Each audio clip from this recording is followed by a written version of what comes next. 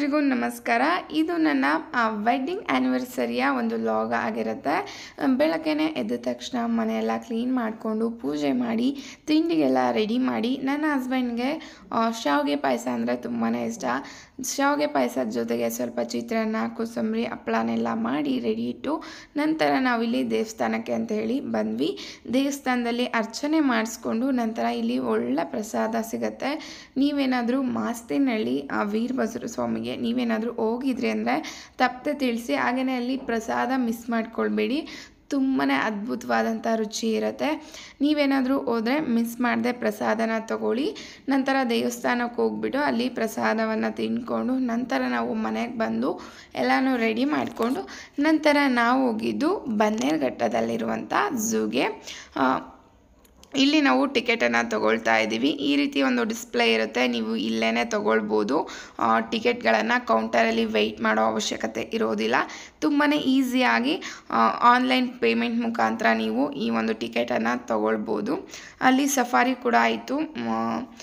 ಒಂದು ವರ್ಷದ ಮುಂಚೆ ನಾವು ಸಫಾರಿಗೂ ಕೂಡ ಹೋಗಿದ್ವಿ. ಸೊ ಹಂಗಾಗಿ ನಾವು ಈ ಟೈಮ್ ಹಾಗೆಯೇ ಜಸ್ಟ್ ನನ್ನ ಬ್ರದರ್ ಕೂಡ ಬಂದಿದ್ದ ಜೊತೆಗೆ, ಅವನು ನೋಡಿರಲಿಲ್ಲ ಅಂತ ಹೇಳ್ಬಿಟ್ಟು ಝೂನ ನೋಡೋಣ ಅಂತ ಹೋದ್ವಿ. ಪರ್ ಪರ್ಸನ್ ನಿಮಗೆ 100 ರೂಪೀಸ್ ಇರುತ್ತೆ. ಆರಾಮಾಗಿ ನೀವು ಸುತ್ತಾಡಿಕೊಂಡು ನೇಚರ್ನ ಎಂಜಾಯ್ ಮಾಡಿಕೊಂಡು ಪ್ರಾಣಿಗಳನ್ನು ನೋಡಿಕೊಂಡು ಬರ್ಬೋದು. ನಿಮ್ಮ ಏನಾದರೂ ಮಕ್ಕಳಿದ್ರೆ ಮನೆಯಲ್ಲಿ ತುಂಬಾ ಎಂಟರ್ಟೈನಿಂಗ್ ಆಗಿರುತ್ತೆ, ತುಂಬಾ ಮಕ್ಕಳಿಗೆ ಇಷ್ಟ ಆಗುತ್ತೆ ಅಲ್ವಾ ಪ್ರಾಣಿಗಳಂದರೆ. ಅಂಥವ್ರು ನೀವು ಕರ್ಕೊಂಡೋದ್ರೆ ತುಂಬಾ ಇಷ್ಟಪಡ್ತಾರೆ. ಬೆಂಗಳೂರು ಲೈಫಲ್ಲಿ ಯಾರಿಗೆಲ್ಲ ತುಂಬಾ ಸ್ಟ್ರೆಸ್ ಆಗಿರ್ತೀರ, ಈ ಒಂದು ಝೂ ಎಂಟ್ರಿ ಆದ ತಕ್ಷಣವೇ ನೀವೊಂದು ಬೇರೆ ಒಂದು ಪ್ರಪಂಚಕ್ಕೆ ಹೋಗ್ತೀರಾ ಅಂತ ಹೇಳ್ಬೋದು. ಅಲ್ಲಿ ಒಂದು ನೇಚರ್, ಆ ಪ್ರಾಣಿಗಳು ನಿಮ್ಮ ಮೂಡನ್ನು ರಿಫ್ರೆಶ್ ಮಾಡುತ್ತೆ ಅಂತಲೇ ಹೇಳ್ಬೋದು. ನಮ್ಮದು ಲವ್ ಮ್ಯಾರೇಜ್. ನಾವು ಮದುವೆ ಆಗಿದ್ದು ಜೂನ್ 26, 2021ರಲ್ಲಿ. ಈ ವರ್ಷಕ್ಕೆ ನಮ್ಮ ಮದುವೆ ಆಗಿ 3 ವರ್ಷ ಕಂಪ್ಲೀಟ್ ಆಗುತ್ತೆ. ನಾವು ರಿಜಿಸ್ಟರ್ ಆಗಿರೋದು ಬಂದುಬಿಟ್ಟು ಜೂನ್ 30. ಸೊ ಹಾಗಾಗಿ ಸೆಲೆಬ್ರೇಟ್ ಮಾಡೋದು ಕೂಡ ಜೂನ್ 30ನೇ ತಾರೀಕೇ ನಾವು ನಮ್ಮ ಒಂದು ವೆಡ್ಡಿಂಗ್ ಆ್ಯನಿವರ್ಸರಿನ ಸೆಲೆಬ್ರೇಟ್ ಮಾಡ್ತೀವಿ. ನನ್ನ ಹಸ್ಬೆಂಡ್ ಕ್ಯಾಬ್ ಡ್ರೈವರ್ ಆಗಿರೋದ್ರಿಂದ ಯಾವ ಟೈಮಲ್ಲಿ ಡ್ಯೂಟಿಗಳಿರುತ್ತೆ ಇರಲ್ಲ ಅಂತ ಹೇಳೋದಕ್ಕಾಗಲ್ಲ. ಹಾಗೆಯೇ ಕಮಿಟ್ಮೆಂಟ್ಸ್ ಕೂಡ ತುಂಬಾ ಇರುತ್ತೆ, EMIಗಳು ಈ ರೀತಿ ತುಂಬಾ ಇರುತ್ತೆ. ಹಾಗಾಗಿ ಯಾವಾಗಲೂ ಕೂಡ ಈ ರೀತಿ ಟೈಮ್ ಸ್ಪೆಂಡ್ ಮಾಡೋದಕ್ಕಾಗಲ್ಲ.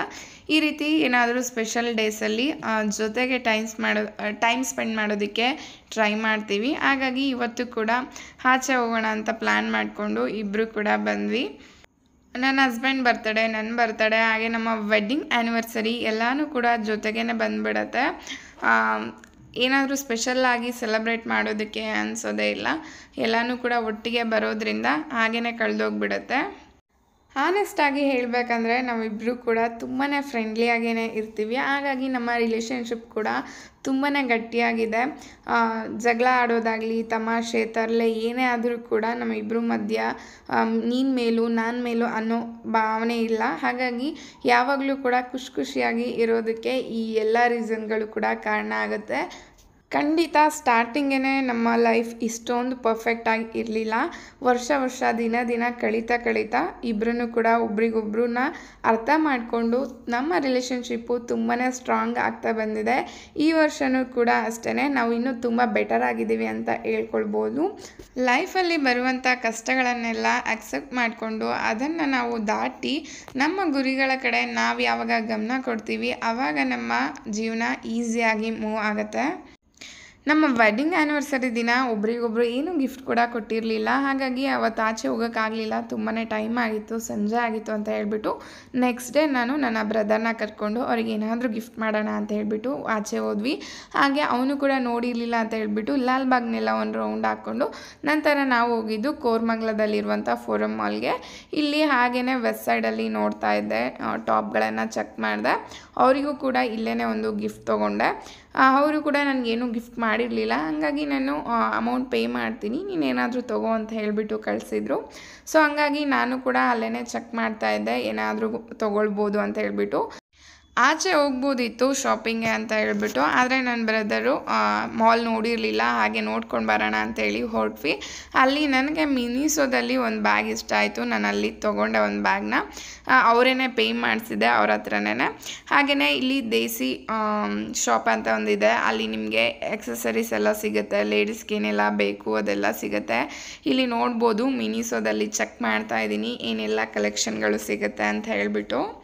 ನಿಮಗೆ ಮಾಲ್ಗಳಲ್ಲೂ ಕೂಡ ಬಡ್ಜೆಟಲ್ಲಿ ಶಾಪ್ ಮಾಡ್ಬೋದು ಆರಾಮಾಗಿ. ಕೆಲವೊಂದು ಥಿಂಗ್ಸ್ಗಳು ನಮ್ಮ ಬಡ್ಜೆಟಲ್ಲೂ ಕೂಡ ಸಿಗುತ್ತೆ, ನೀವು ಆರಾಮಾಗಿ ಬೈ ಮಾಡ್ಬೋದು. ಶಾಪಿಂಗ್ ಎಲ್ಲ ಹೋದಾಗ ನೋಡ್ತಾ ಇದ್ದರೆ ಟೈಮ್ ಹೋಗೋದೇ ಗೊತ್ತಾಗೋದಿಲ್ಲ, ಅಷ್ಟು ಬೇಗ ಟೈಮ್ ಪಾಸ್ ಆಗಿಬಿಡುತ್ತೆ. ಮಿನಿಸೋದಲ್ಲಿ ನೀವೇನಾದರೂ ಹೋಮ್ ಮೇಡ್ ಶೀಟ್ ಮಾಸ್ಕನ್ನು ಯೂಸ್ ಮಾಡ್ತೀರಾ ಅಂದರೆ ಅಲ್ಲಿ ಕ್ಯೂಟಾಗಿರುವಂಥ ಮಿನಿಸೋ ಶೀಟ್ ಮಾಸ್ಕ್ ಒಂದು ಟ್ಯಾಬ್ಲೆಟ್ ಥರ ಬರುತ್ತೆ, ಅದನ್ನು ನೀವು ಬೈ ಮಾಡ್ಬೋದು. ತುಂಬ ಅಫೋರ್ಡಬಲ್ ಆಗಿಯೂ ಇರುತ್ತೆ, ಏನು ತುಂಬ ಕಾಸ್ಟ್ಲಿ ಆಗಿಲ್ಲ. ನಿಮ್ಗೇನಾದರೂ ಹೋಮ್ ಮೇಡ್ ಯೂಸ್ ಮಾಡ್ತೀರಾ ಏನಾದರೂ ಫ್ರೂಟ್ಗಳದ್ದು ಅಂದರೆ ಖಂಡಿತ ಅದನ್ನು ಬೈ ಮಾಡ್ಬೋದು. ನಂತರ ನಾವು ಎಲ್ಲನೂ ಕೂಡ ಒಂದು ರೌಂಡ್ ಚೆಕ್ ಮಾಡಿಕೊಂಡು ನಂತರ ನಾವು ಹೋಗಿದ್ದು ಪ್ಲೇ ಏರಿಯಾಗೆ. ನಿಮಗೆ ಚಿಕ್ಕ ಮಕ್ಕಳು ಯಾರಾದರೂ ಇದ್ದರೆ ಖಂಡಿತ ಈ ಒಂದು ಝೋನು ತುಂಬಾ ಅಟ್ರಾಕ್ಟಿವ್ ಆಗೂ ಇದೆ, ಹಾಗೆಯೇ ತುಂಬಾ ಇಷ್ಟ ಆಗುತ್ತೆ. ಯಾರಿಗೆಲ್ಲ ವೀಕೆಂಡ್ ಮಕ್ಕಳನ್ನು ಎಂಟರ್ಟೈನ್ ಆಗಿ ಇಡಬೇಕಂದ್ರೆ ಇಲ್ಲಿ ಹೋಗಿ ನೀವು ಆಟ ಆಡಿಸ್ಕೊಂಡು ಕರ್ಕೊಂಡು ಬರ್ಬೋದು. ಇಲ್ಲಿ ಕೆಲವೊಂದು ಪ್ಯಾಕೇಜ್ಗಳಿರುತ್ತೆ, ಪ್ಯಾಕೇಜ್ಗಳನ್ನು ತೊಗೊಂಡ್ರೆ ಆರಾಮಾಗಿ ನೀವು ಎಲ್ಲ ಗೇಮ್ಸ್ನೂ ಕೂಡ ಟ್ರೈ ಮಾಡ್ಬೋದು. ನಾವು ಹೋಗಿದ್ದು ವೀಕ್ ಡೇಸಲ್ಲಿ ಆಗಿರೋದ್ರಿಂದ ಅಷ್ಟೊಂದು ಮಾಲ್ ಒಳಗೆ ಕ್ರೌಡ್ ಅನಿಸ್ತಾ ಇರಲಿಲ್ಲ.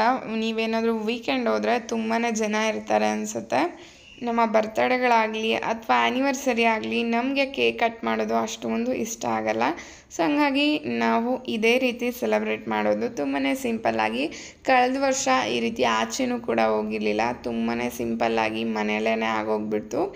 ಬಟ್ ಈ ವರ್ಷ ತುಂಬಾ ಸ್ಪೆಷಲ್ಲಾಗಿ, ಅದು ಕೂಡ ನನ್ನ ಬ್ರದರ್ ಇದ್ದಿದ್ದರಿಂದ ಆಚೆ ಕೂಡ ಹೋಗಿದ್ದು ತುಂಬಾ ಖುಷಿ ಅನಿಸ್ತು. ನಾನು ಹೌಸ್ ವೈಫ್ ಆಗಿರೋದ್ರಿಂದ ಆಚೆ ಎಲ್ಲ ಹೋಗೋದು ತುಂಬಾ ರೇರಾಗೇ ಇರುತ್ತೆ. ಸೊ ಹಂಗಾಗಿ ಈ ಥರ ಎಲ್ಲಾದರೂ ಆಚೆ ಹೋದರೆ ತುಂಬಾ ಖುಷಿ ಅನಿಸುತ್ತೆ. ನೆಕ್ಸ್ಟು ನನ್ನ ಹಸ್ಬೆಂಡು ಎಲೆಕ್ಟ್ರಾನ್ ಸಿಟಿಗೇ ಪಿಕಪ್ ಮಾಡೋಕ್ಕೆ ಅಂತ ಹೇಳಿ ಬಂದರು. ಪಿಕಪ್ ಮಾಡ್ತಾನೆ ಹಾಗೆಯೇ ಗೇಟ್ ಕ್ಲೋಸ್ ಆಗಿಬಿಡ್ತು ಟ್ರೈನ್ ಬಂದಿದ್ದರಿಂದ. ಸೊ ಅಲ್ಲೇ ಅವ್ರಿಗೆ ಗಿಫ್ಟ್ ಕೊಟ್ಬಿಟ್ಟು ನಾನು ಸರ್ಪ್ರೈಸ್ ಮಾಡಿ ಹೇಗಿದೆ ಅಂತ ಹೇಳಿ ಕೇಳ್ತಾ ಇದ್ದೀನಿ. ಅವ್ರಿಗೂ ಕೂಡ ತುಂಬಾ ಇಷ್ಟ ಆಯಿತು. ಬಿಲ್ ಕೂಡ ತೆಗೆದು ನೋಡ್ತಾ ಇದ್ದಾರೆ. ಅದು ಆಫರಲ್ಲಿತ್ತು 999ಗೆ ಅಂತ ಹೇಳ್ಬಿಟ್ಟು. ನಾವು 1,500 ಅಂತ ಹೇಳಿ ಅವರಿಗೆ ಟೋಪಿ ಹಾಕಿದ್ವಿ. ಸೊ ಹಂಗಾಗಿ ಬಿಲ್ ಕೂಡ ಚೆಕ್ ಮಾಡ್ತಾ ಇದ್ದಾರೆ. ಆಚೆ ಹೋಗಿ ಮನೆಗೆ ಬರೋಷ್ಟರೊಳಗೆ ತುಂಬಾ ಟೈಮ್ ಆಗಿತ್ತು ಸಂಜೆ. ಹಾಗಾಗಿ ಬಂದ ತಕ್ಷಣವೇ ರಾಗಿ ಅಂಬ್ಲಿನ ಮಾಡಿಟ್ಟು ನಂತರ ಸ್ವಲ್ಪ ಆಯಿಲ್ ಮಸಾಜ್ ಮಾಡಿಕೊಂಡು ತಲೆಗೆಲ್ಲ, ನಂತರ ನಾನಿಲ್ಲಿ ಒಂದು ಫೇಸ್ ಪ್ಯಾಕನ್ನು ಮಾಡ್ಕೊಳ್ಳೋಣ ಅಂತ ಹೇಳಿ ಬಂದೆ.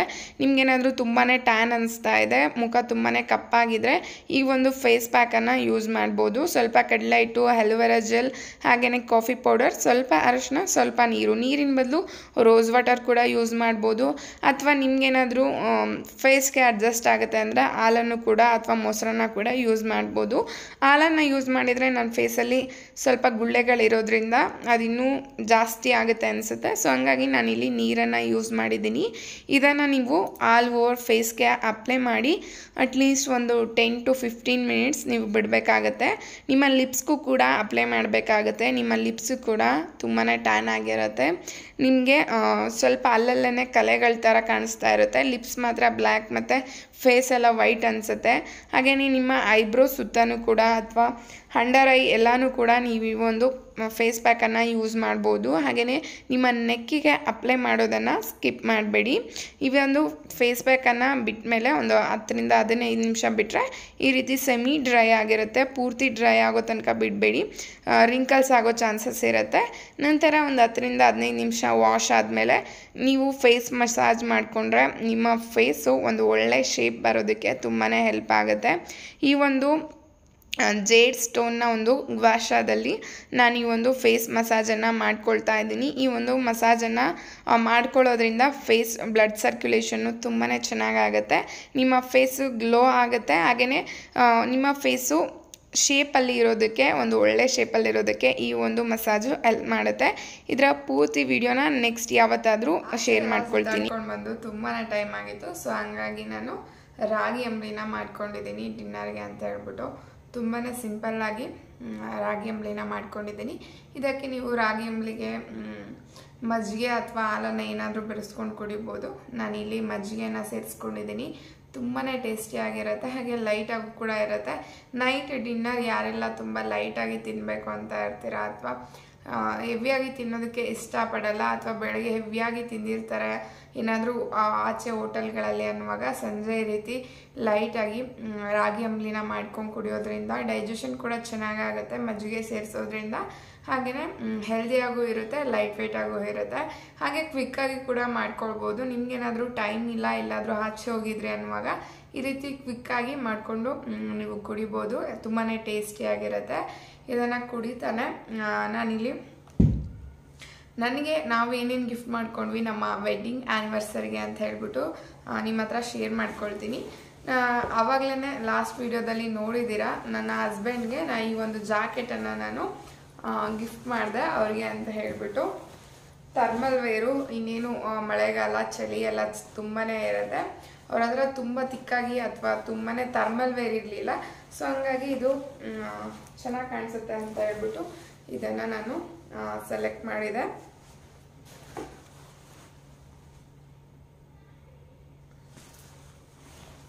ಇದು ಈ ರೀತಿಯಾಗಿ ಬರುತ್ತೆ. ಇದರಲ್ಲಿ ಸಿಂಗಲ್ ಜಿಪ್ ಇರುತ್ತೆ, ಕೆಲವೊಂದರಲ್ಲಿ ಡಬಲ್ ಜಿಪ್ ಎಲ್ಲ ಬರುತ್ತೆ. ಆ ರೀತಿ ಏನಿಲ್ಲ, ಫುಲ್ ನೆಕ್ ಇರುವಂಥ ಒಂದು ಜಾಕೆಟನ್ನು ಅವರಿಗೆ ಅಂತ ಹೇಳ್ಬಿಟ್ಟು ಗಿಫ್ಟ್ ಮಾಡಿದೆ. ಇದು ಫುಲ್ ಸ್ಲೀವ್, ಫುಲ್ ಬ್ಲ್ಯಾಕ್ ಕಲರಲ್ಲಿ ಬರುತ್ತೆ. ಹಾಗೆ ಇಲ್ಲಿ 2 ಪಾಕೆಟ್ ಕೂಡ ಸಿಗುತ್ತೆ ನಿಮಗೆ, ವಿತ್ ಜಿಪ್ ಕೂಡ ಇದೆ. ಥರ್ಮಲ್ ವೇರು, ನಿಮ್ಗೇನಾದರೂ ಈ ಒಂದು ಚಳಿಗಾಲದಲ್ಲಿ ಒಂದು ಒಳ್ಳೆ ಜಾಕೆಟ್ ಬೇಕಂದ್ರೆ ಇದನ್ನು ಸೆಲೆಕ್ಟ್ ಮಾಡ್ಬೋದು. ಅವರಿಗೂ ಕೂಡ ತುಂಬಾ ಇಷ್ಟ ಆಯಿತು. ಇದು ನಿಮಗೆ 999ಗೆ ನಿಮಗೆ ಡೆಕಾಥ್ಲಾನಲ್ಲಿ ಸಿಗುತ್ತೆ. ಆಫರಲ್ಲಿತ್ತು, 1699 ಏನೋ ಇತ್ತು, ಅದು MRP. ನಮಗೆ ಆಫರಲ್ಲಿ 999ಗೆ ಸಿಕ್ತು. ಕ್ವಾಲಿಟಿ ಅಂತೂ ತುಂಬಾ ಚೆನ್ನಾಗಿದೆ. ಡೆಕಾಥ್ಲಾನಲ್ಲಿ ಹೇಳೋ ಹಾಗೆ ಇಲ್ಲ, ಕ್ವಾಲಿಟಿ ತುಂಬಾ ಚೆನ್ನಾಗಿರುತ್ತೆ. ಇದು ನಾನು ಅವರಿಗೆ ಗಿಫ್ಟ್ ಮಾಡಿದಂಥ ಒಂದು ಗಿಫ್ಟು.